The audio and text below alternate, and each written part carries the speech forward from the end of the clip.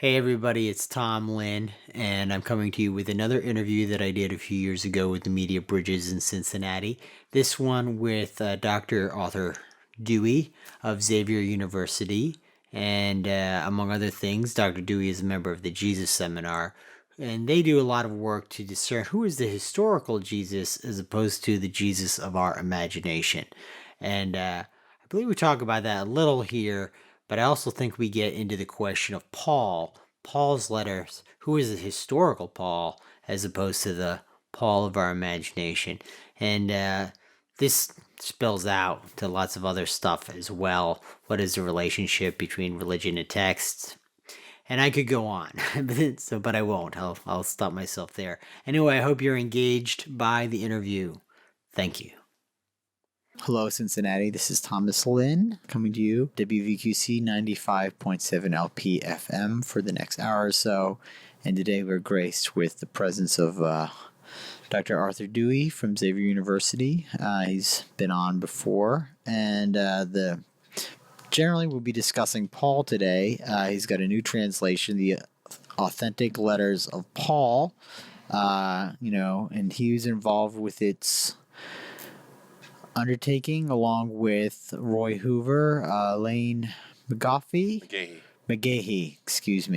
and Daryl Schmidt. Before we get into the meat of the program, let me just remind everybody at the top, the WVQC as a community radio station serves only to open its airwaves to responsible divergent points of view. The opinions expressed on this program do not reflect the views of WVQC Media Bridges' staff or its board of trustees. The opinions expressed reflect the view of their programmer or their guests. And thank you for listening. And really, though, as a way into Paul, I might ask you, in some ways it's somewhat humorous, but in other ways it's not at all.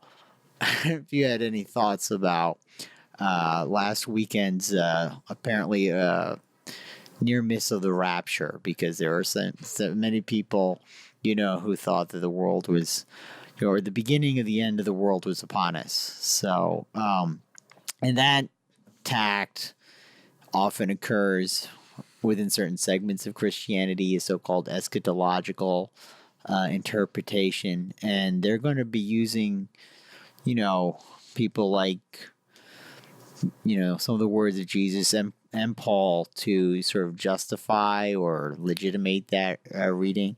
So maybe we could start, Dr. Dewey, with your thoughts on that, and then contrast that with what I imagine you don't think that that's a particularly legitimate way of reading it.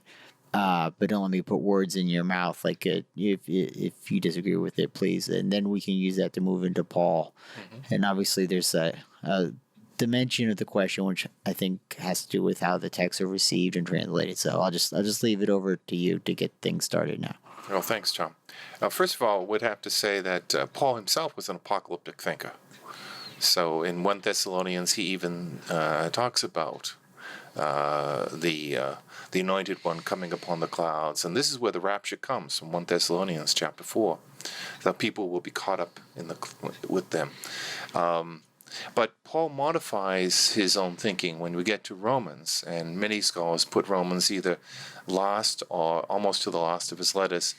By then, he still has a sense of a transformation of things, but by this time, all of creation is involved in it, and so there's a rather remarkable development in his own thinking.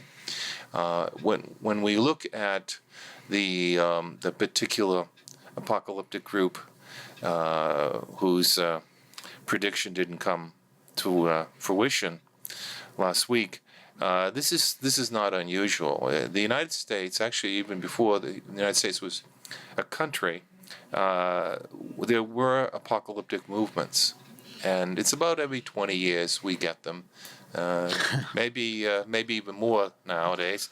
But there was one apocalyptic group which I found to be very interesting. This was in the 50s, where it was run by a woman out in the either Arizona or New Mexico, and they were declaring that Jesus was coming in a spaceship. And it was evidently a rather low news period, and reporters from California were sent out.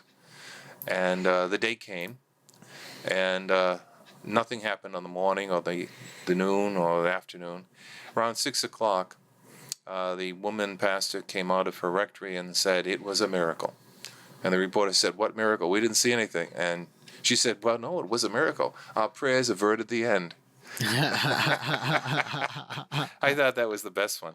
Although perhaps the most dramatic one occurred in I believe, the 1840s. Pastor Miller came down from New Hampshire with a sidekick. He had mathematically calculated the date from the Book of Revelation and was sure that it was going to happen on October something or other in 1844. And he went to what he considered to be the center of evil in the United States, which was Boston.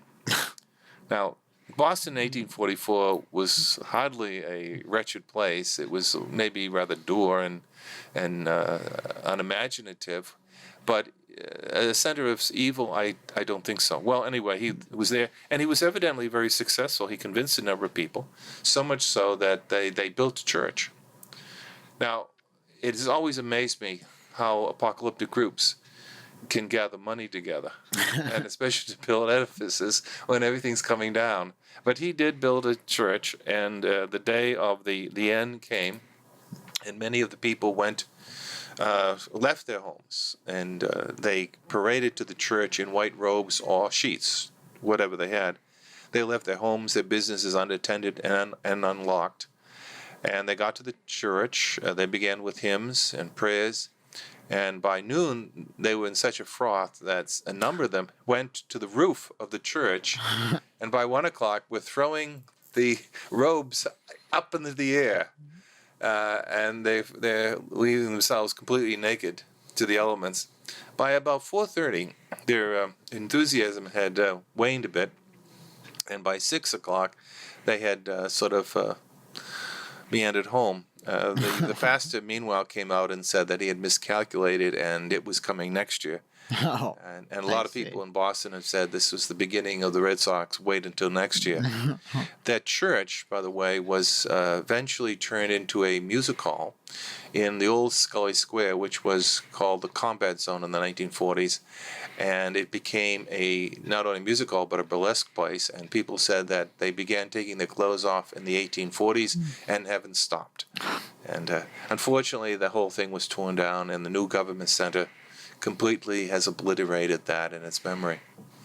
By the way, Miller went back to New Hampshire with a sidekick, and he is the founder of the Seventh-day Adventists. So they're still around. remarkable. Especially the very last point that that he's the apparent founder of the Seventh-day Adventists. Mm-hmm. But you did remark that Paul was an apocalyptic thinker, right? And maybe you could elaborate on that. Okay, apocalyptic thinking is actually a thinking that arose out of the concerns and the issues of the 2nd century before the Common Era in Israel, when the Syrian overlord Antiochus Epiphanes IV was persecuting Jews, forcing them to slaughter and sacrifice pigs, and indeed even in the temple. He changed the name of the God of Israel from Yahweh to Zeus Hypsistos, Zeus the Most High, and basically forced people to give up their traditions. Well, some of them went along with it. Others revolted, and you got the Maccabean revolt from that. But there were other groups, and these were the scribes, who were more they were more pacifist in their response, and they were left with the problem that good people were being literally killed, getting into the neck, for trying to keep the traditions. And if the God of Israel promised those who kept the traditions, promised them blessings in this life, a long life, and children to remember them, how is it possible that these people were killed? And the scribes came up with this apocalyptic imagination, this apocalyptic literature. The book of Daniel, for example, is written about 160 before the Common Era. And it was set, of course, in the Babylonian captivity about 400 years before, so that when Daniel has his visions about the future, he's actually recounting the past, what's already happened. And the reason for that is they wanted to give people an assurance that they can get through these terrible times, and that God will come and give judgment and basically remember those who have been so needlessly and so unfairly killed. So the apocalyptic literature does arise from a real concern for the question of the justice of God, justice to people, and the observation that justice isn't being done. So it's a very real movement, a very real imaginative movement, and it's trying to say that people can get justice, but God will do it. You don't do it, God will do it. And that's part of the tradition that infuses portions of Judaism even at the time of Paul. So Paul would have been a Pharisee who also had these apocalyptic scenarios in mind. And by the time Paul comes around, the Babylonians are no longer really the concern. It's rather the Romans, exactly, who are entering into that role in the narrative. And we see this at Qumran, the Dead Sea Scrolls, where the Essenes concocted various scenarios. In some of the books, there were 3 messiahs who were going to arrive, and others 2, and others 1. And along with the Messiah, or messiahs, come angels, armies of angels. And there was one book dedicated to the assortment of the angelic armies. Unfortunately, they were the Essenes were wiped out by the Romans in 68, and as far as we can tell, no angelic armies came by. But perhaps that's merely because we're blinded by our ignorance as to the reality of the sphere in which we reside. Well, they might put it that way, but they actually thought that Jerusalem would be returned to the Essenes, who felt themselves to be the true priests. Well, it didn't happen. Yeah, I mean, I was being somewhat whimsical in my response. But some people would argue that. Yeah, so they would argue that. Yeah. But one thing that struck me in your remarks is in your description of what really is motivating an apocalyptic narrative is that an argument could be posited that in a real way the story of progress that emerges from the Enlightenment is its own apocalyptic narrative. And I think you could go about that from a few different ways. So there's a tendency within certain segments of the discourse to dismiss this motif as childish or superstitious or something beneath the consideration of thinking people. But wouldn't it be possible to suggest that the rationalists were in their own way apocalyptic thinkers? In some ways they were. One could actually argue that Karl Marx is a good Jewish apocalypticist. He really not only uses that tendency from Jewish thinking, but also takes oddly enough, a Trinitarian from the Christian tradition into by way of Hegel into his analysis. So that there is the notion of a classless society is really what we would call a secular apocalyptic. Yeah. The difference is that with you might say revolutionary movements from the 18th century on, and there is the sense that people can enter and engage and become part of it. Whereas the apocalyptic writers would say, you can't do anything, you have to wait upon God.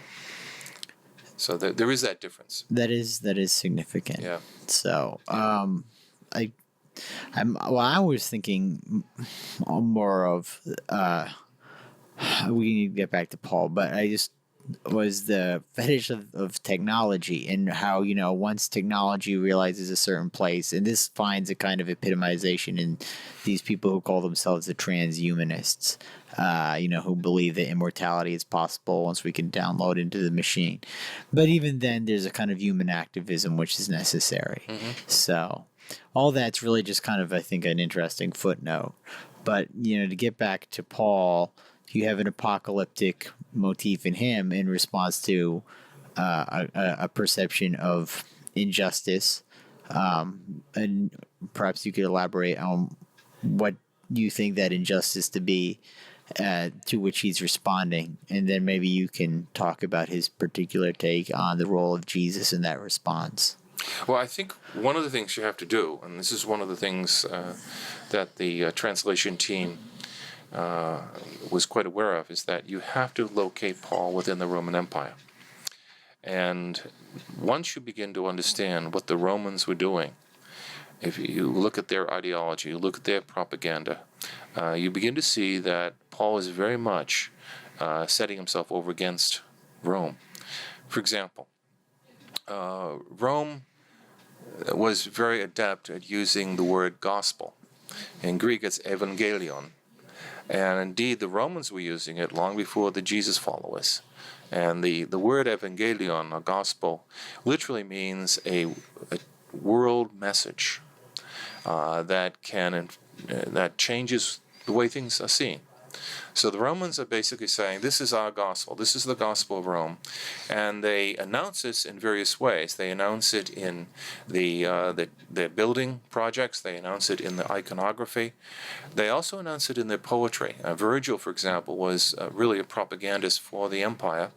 The Aeneid, for example, is a wonderful piece of propaganda, memorized by Roman lads. Also, his four eclogues, are also pieces indicating the Golden Age, which of course is the age of Augustus. Augustus himself was adept at recognizing the moment and recognizing that a new situation had occurred, and he was skilled at controlling the forces around him and persuading people, sometimes not voluntarily, that in fact things had changed and changed in Rome's favor. So all you have to do is look at some of the monuments, some of the altars. For example, there was an altar of peace which was dedicated to the success of Augustus, and you will find on portions of it this wonderful image of this very fertile woman with her breasts held out for Romulus and Remus to suck at. This is the notion that the abundance of life comes through Mother Rome, and if you want to buy into it, if you want to receive the benefits and the favors that come from the divine, you indeed fall into place with Rome. There's a wonderful inscription in Priene, in now the western coast of Turkey. Was found, and in it it indicates that this good news, the glad tidings of Augustus, are such that no one else can top this, and indeed the people at that area have changed their calendar, and now his birthday, where we get, of course, the month August, his birthday begins their calendar. So, about 300 years later, we changed that to Jesus' birthday. And so Paul is writing in that atmosphere. And so when he writes about the as we translated, the world transforming message of the anointed, he's working over against the Romans. Mm-hmm. And he is contrasting a figure, Jesus, with the figures that the Romans would throw up. And instead of somebody who is a marvelous success story, you get somebody who is a total and unmitigated failure, who's crucified, who becomes a state criminal. And that is the starting point for Paul's problem and also the solution. So what is it about the Roman gospel specifically to which Paul is objecting? What's wrong with that story that he is motivated to present this counter narrative? It can be expressed in a piece called the Gemma Agastya. The Gemma Agastya is a very interesting piece. If I can set it, if you think of a two-tiered scene, Augustus is sitting in the middle. and he's sitting on what was the throne of Zeus. His chest is bare, which indicates divinity. He's holding the rod of Zeus, the rod of authority. He's being crowned by the goddess Irene because he established the Pax Augustana, the Roman peace. He is flanked on his right, to our left, by the goddess Roma. Instead of the wife of Zeus, it's Roma. On her right, to our far left, is Tiberius, who is in a triumphal chariot. Tiberius has just won major victory over the Dacians, people on the Danube region. Now, on the bottom half of this piece, they have the Dacians. They're captured, and one woman is sitting there with her head in her hands, which is a symbol of submission. There's a man beside her. His hands are tied behind his back, and there are 4 Roman legionaries who are raising a pole, a victory pole, and with any luck or bad luck, this man is going to be put on it. There are 2 other Dacians whose hair is being pulled by Roman auxiliaries. In effect, the top scene is one of honor, and the bottom scene is one of shame. And the message presented is that if you stand against Rome, this will happen to you. If you do not submit, you will suffer. The other message, of course, is Roman order. Order is achieved through controlled violence, and that's what an imperial state is all about. And the Romans were not at all hesitant to proclaim that. So this is what Paul is speaking against, and he uses as his, you might say, his fulcrum, the image of Jesus crucified, the one who in fact was destroyed by the state. And this one who is shamed and destroyed by the state becomes the pivot, becomes the way in which he understands this new view of God, a God who accepts the unacceptable. If I might be more graphic, it would be to take that Dacian whose hands are behind his back, who's about to be killed. He's certainly going to be tortured. And you raise him, you put him on Augustus's throne, Zeus's throne, instead of Augustus, and you put Augustus down. That's in fact what Paul is suggesting by saying that Jesus has been raised by God. Now, what is it that distinguishes Paul? What does he, I mean, this is an enormous question, but he's obviously very significant in the unfolding of the Christian tradition. How does he affect the receipt of the message of Jesus? Like, before Paul, there's this community of Jesus followers. What does Paul add? How does he change that dynamic? That's a great question. First of all, we have to be clear about this. There's not just one community of Jesus followers. There are different communities, and they have their different take on Jesus and what happened to Jesus and what Jesus means. For example, communities in Galilee probably emphasize the wisdom of Jesus, and they thought little of his death or resurrection. We know this from the Q material. But in Syria, where we have a large Jewish population, it seems that there were some Jewish Jesus followers who were troubled by the death of Jesus and began to turn the death of Jesus into a death of a hero. And they celebrated this death at meals, memorial meals. And it could very well be that was the problem that Paul had. Paul was a Pharisee whose concern was the purity and the integrity of God. And he says in Galatians that he harassed these communities. We don't know exactly why, and so we have to extrapolate. But what we do know is that Paul went from somebody who was harassing these communities to somebody who sees that God has, in fact, accepted this person who is a loser.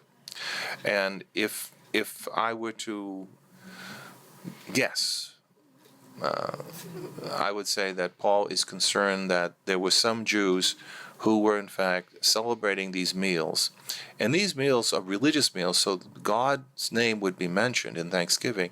And to mention God's along with Jesus, who was shamed, that would in fact be impugning the purity of God. So he could very well be upset by that.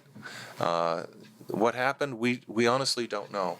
I've suggested, and suggested in the book, that perhaps a clue can be found in 1 Corinthians, where Paul says that if somebody comes upon this group, some outsider, and people are prophesying, that is to say, they're speaking to the condition of the situation, people will recognize the depths of their heart, and they will cry out, God is among you. And I wondered aloud in the book whether or not that was Paul's experience, that it wasn't this situation that you find in Acts, which is a 2nd century fiction. Paul is not knocked down to the ground on his way to Damascus. In fact, he may well have encountered these communities, saw something more than he ever expected, was surprised by it, and had a paradigm shift. He calls it an apocalypsis, a revelation, a breakthrough. But it means a fundamental change in the way he sees things. And the change is this: it's not simply seeing Jesus, it's seeing God. And Paul is a good Jew, and he remains a Jew to his death. Paul sees that the God of Israel has a deeper dimension. And this is a dimension that goes beyond honor and shame. It's a dimension of acceptance of the lost one, the one who is forgotten. And Paul uses that as an insight, and indeed he describes it in terms of as a prophetic experience, and he sees himself then as a prophet to the nations, to the non-Jews. And just as God accepted this forgotten one, Jesus, so he now goes to the subhuman in the eyes of Jews. He goes to the Gentiles, the nations, and he delivers the message of a God who is accessible through trust alone. Yeah. Which obviously flies in the face of both the notion of divinity which resides within the Roman message, but I would suggest perhaps also the traditional account of the God of Abraham. That latter point might be more controversial, but I would ask, if the tension arises both along the line that obviously he's expanding the accessibility beyond merely the Jewish community, but also in terms of that you're accessing this God merely on trust, as opposed to through a transactional relationship, which seems to be a broadly accepted idea of how one relates with the gods or the Godhead, that's transactionally put forth offerings. And or perhaps someone would say that what distinguishes the Abrahamic God from other gods of the ancient world is that he's not as obviously reliant on transactional interaction. I don't know. So there's a lot there. Could you comment? Sure, well, there is a lot there. First of all, one of the things we did in the translation was to we had to deal with that. For example, in the usual translation, it's faith versus works, and we don't use the word faith in that sense. We usually use the word trust or confidence, and instead of works, we talk about distinctive religious practices. And what's the point? The point that Paul is making is this: that in the ancient world, people viewed life as a competition, an agon, a struggle.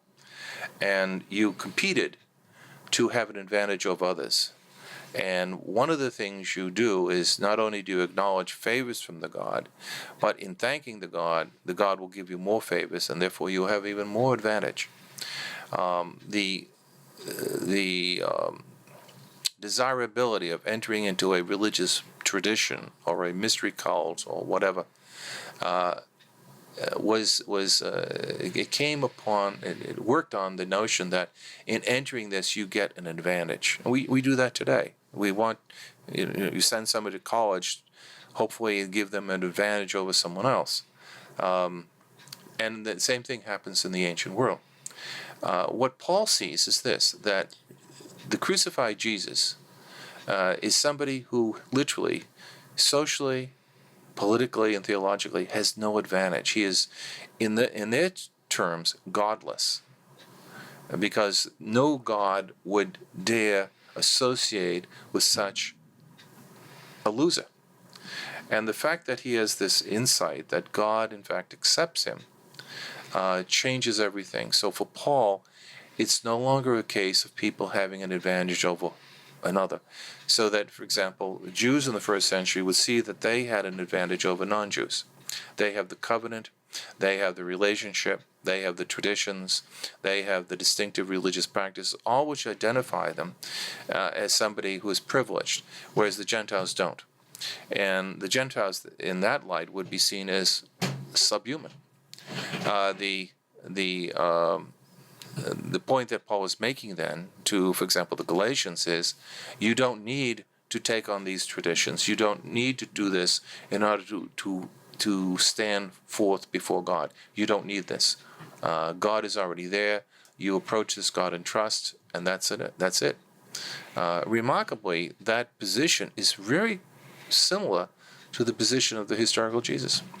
Even though that Paul never knew Jesus, he seems to have come up with an image of Jesus, an image of God rather, which is very similar.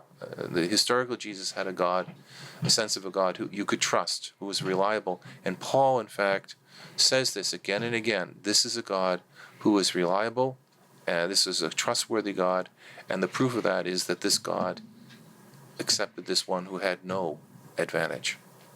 So, I mean, I think the natural question there is, what is is Jesus God the same God as Paul's God, the historical Jesus God, or where is the difference? Well, certainly Paul would say yes. What? Yes. Yeah.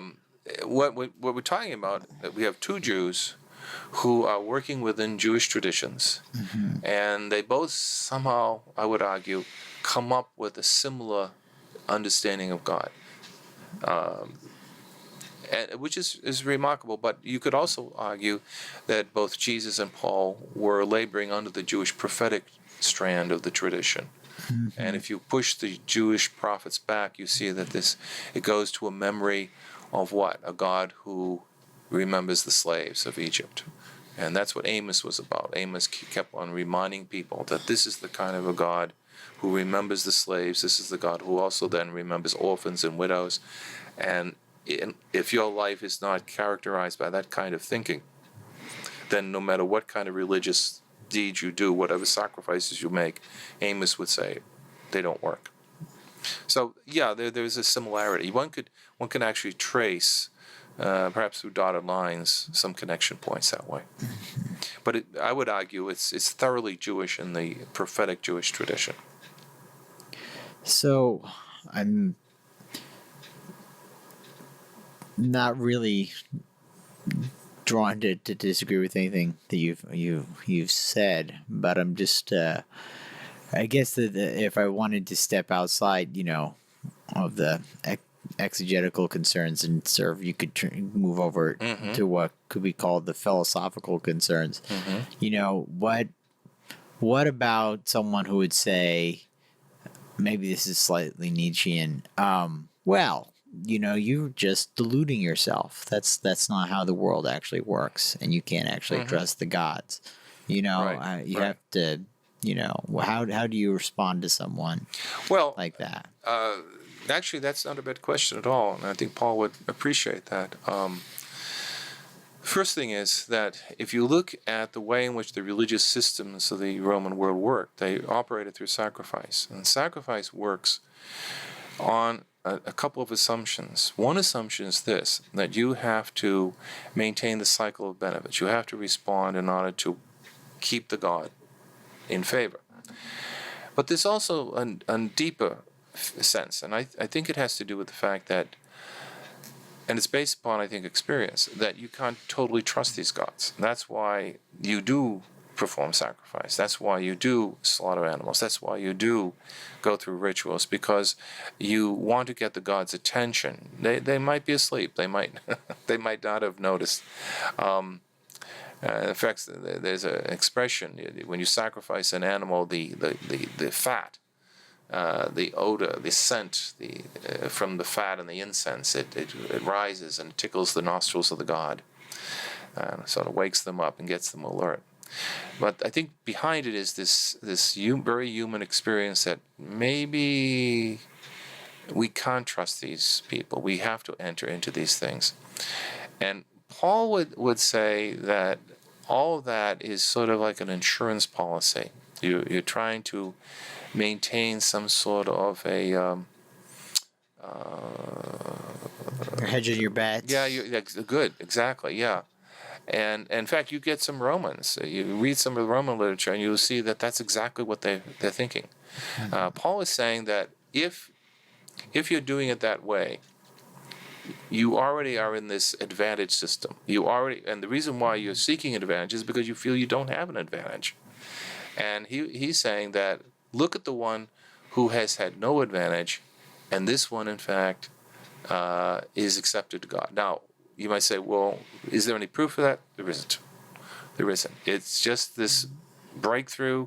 Paul has this paradigm shift, and he sees that if God accepts this one, then the whole game changes.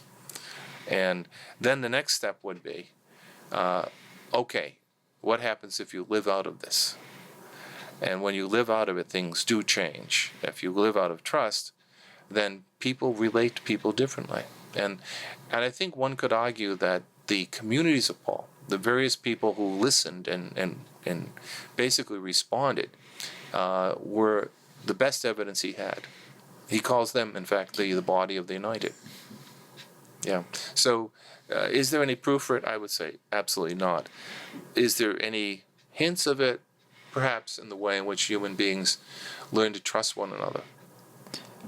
Right, because the proof would not really be manifest in the phenomenal realm. You're really talking about, well, I shouldn't say that but within the outer, what we would call the outer world, you're talking about an experiential relationship. Yeah. For example, I see this, if in more mundane way, that if a child, for example, is raised by a mother without a sense of trust, if the child cannot trust the mother and the mother doesn't trust the child is going to be a very different sort.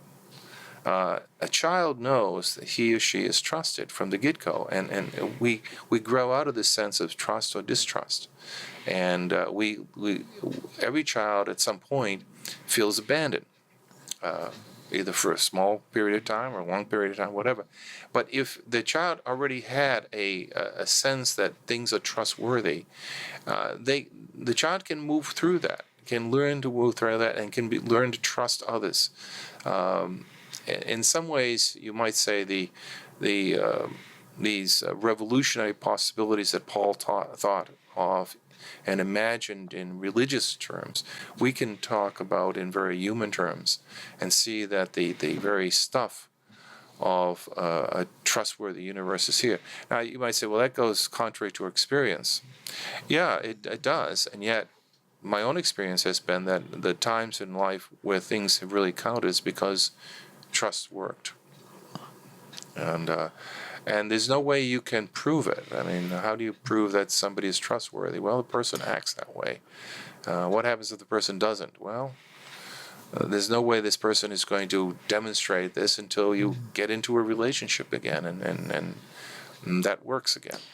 Right. But it's one of the things that if you experienced it, you know it. If you haven't experienced it, it's sort of lost you. I mean, I think it's actually the rule and not the exception. We're actually suffused by the reliability of trust, and then the contrast, just as a result, stands out in a more glaring fashion. Sort of, just look at the very fact of language. The fact of language, its operation is predicated upon trust. Yeah. In fact, Good. Yeah. even deception. The Yeah. fact of deception Yes. actually is paradoxically a proof of the fact that we have to trust each other, because you can't even lie effectively unless you're assuming that the other person trusts you. That's a wonderful logical point. I love that. That's very good. That's very, very good. Yeah, yeah. And indeed, I mean, you can't have science without trust. I mean, scientists trust that the world works. Now, they don't know how it works. That's I think really very much behind Einstein and why he has problems with quantum theory and things like that. Because he, as a Jew, even though he wasn't a religious Jew, he still believed that the world worked. And if I don't think you can do science without that fundamental trust. You can't. If you didn't trust, for example, I like this one. When think of, especially with college students, what do you do in the morning? Especially after a long night, you actually trust that there's a floor. You step out of bed or you step up from the floor. You trust that there's something there. So it's so fundamental. And to get back to Paul, what Paul is saying is that it's this very stuff, this ability to trust, this very human act, which is the access to the divine. And I think that's actually still revolutionary. I really do.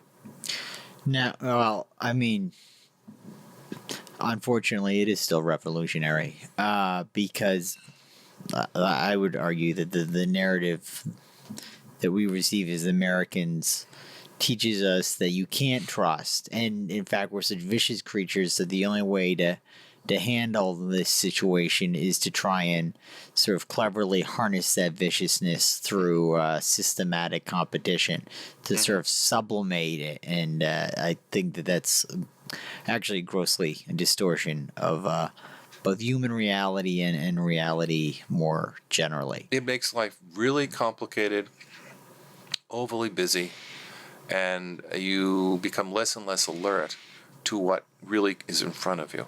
This is a curious thing. I think this is one of the things that you see in some Buddhist materials and others, that the more you arm yourself against what might be a threat, the less you actually perceive the enemy. It's very curious. Yeah. The real enemy, because you create this imaginary enemy. You don't even see the enemy. You might even call it something like Al-Qaeda. Yeah, So. well, Sun Tzu. I mean, I always urge people to read Sun Tzu, The Art of War, because the true general is the one who never goes to war, the one who can understand and imagine the enemy so well that he doesn't have to go to war to defeat him. And Sun Tzu even says that if you do go to war, it's a failure. It's a failure of generalship. Yeah. Yes. Yeah. So, what were you guys trying to achieve through this new translation? Because you're obviously departing in some of the decisions that you've made in the translation from the usual way in which Paul has been heard. So, Right. Do you care to articulate what your objectives were in that regard? Well, it goes on a number of fronts. First of all, we wanted to produce a translation which is readable in contemporary North American, so that you can read this translation without extensive notes. The second thing is we wanted to provide a dynamic translation. This is not a literal translation. It's not wooden. We constantly, as we went through line by line, sometimes word for word, word by word, we kept on asking ourselves, well, what is Paul saying here? And how do we communicate that? You can, in one sense, as a translator, you can understand the words, but then how do you convey that in contemporary speech? There are some things that you just cannot say in contemporary speech, which you would have in the Greek. There are some things in contemporary speech that open up the Greek. So you have to constantly be alert to this. We also were alert to the fact that Paul was a rhetorician. And so we read this stuff aloud, even the translation aloud, and we argued line by line to see the argument and see how it flowed. And it was amazing at times. We would actually have these breakthroughs. We say, that's what Paul was really getting at, and how it really differed from a lot of you might say, other scholarly attempts. We realized that there were certain words that we couldn't use any longer. For example, we don't call Jesus the Christ. We call him the Anointed One, or God's Anointed. Christ is simply a transliteration of Christos. And it literally means oily one, the oiled one. And that doesn't work. So God's Anointed, it means an official title of approval. That's what it means. And so God's Anointed. And we even use that word today still. This is the Anointed party spokesperson or whatever. We don't use the word sin. The Greek word hamartia is usually translated as sin, but as we were discussing this, we realized that the word sin is not part of our public vocabulary. It's very ghettoized. Particular church groups use the word sin, but how many people in public discourse use the word sin? They don't, unless they're playing to a specific group. And then, as Lane McGahee constantly pointed out, he pointed out when you look at where that word is used in the letters, it's used mythically. And when you're in the myth, you're talking about power that is beyond your control. You're into something quite real and something very powerful. So we were trying to put all of that together, and we came up with the realization that we couldn't do it with one word. So we now use the word the seductive power of corruption, and sometimes we turn it around to the corruption of power, and it depends on the context. But we wanted to use basically it's hendiety, so 2 words for one, to try to convey that Paul is not talking about an act. He's talking about a situation that people get into. It becomes part of a fatal or fated situation, and it snowballs, and that's what he's really talking about. And it is mythic. It is, and by myth, I'm not talking something that is unreal. I'm talking about something that is, in fact, quite powerful. The ancients used mythic speech to talk about power and situations beyond their control. Yeah. I mean, the Ring of Power in Tolkien, actually, I think, is approaching the same. Yes. It's the illusion of non-accountability. I think that's why it happens to be a ring of invisibility. So, but that's just sort of an accident. That's not really important. The real thing is that it's a ring of power. So, and then what happens when you have that absolute power? It's interesting, though, that there's an insistency that is necessarily problematic. And I mean, doesn't one have to have a relationship with power? Right. We're not talking about a situation where Paul is saying you don't have power. He's saying that you have to discern the power situation that you're in, and that's why, for example, he will juxtapose the power that comes through God, through the anointed, through the prism of the anointed, if you will, and he talks about weakness. And in other words, he sees that there. Think of C.S. Lewis's Chronicles of Narnia when he talks about there's a magic behind the magic, and in that sense, Lewis has his finger on it. What Paul is talking about is that there is a deeper power, and that is the power of God. And what is that power? It's love. It's the reliability of God, and which is deeper and outweighs.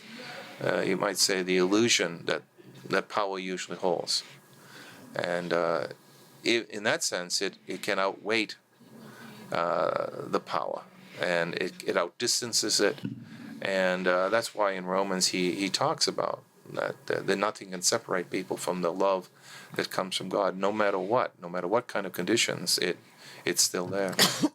Excuse me. And again, there's no proof for that. But it is this sense of confidence, as Paul talks about. You are confident in what? You're confident that God is reliable. So trust and trustworthiness meet, and in some ways it's very simple. Yeah, I mean, I guess we're just about at the end of an hour now, so I guess we can wrap it up. I think it's significant that we ended on power, because I think that there's and that there needs to be a willingness to deal with it, because there's a kind of phobia of the word in certain circles.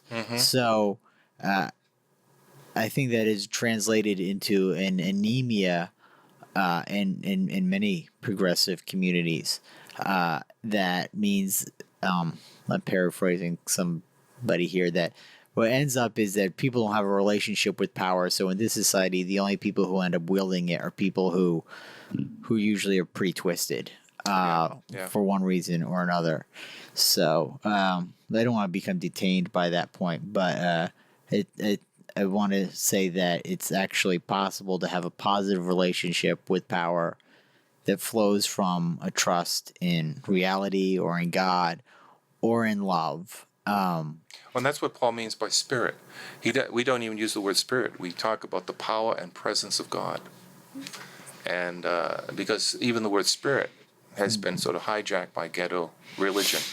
And he's not talking about a ghetto situation. He's talking about that the very reality, effective reality of God is in fact effective. And how is it effective? It's effective in how these people experience their lives through trust. And so he would say there is a counterpower, and the counterpower is God's effective presence. So, and where is it? It's right here.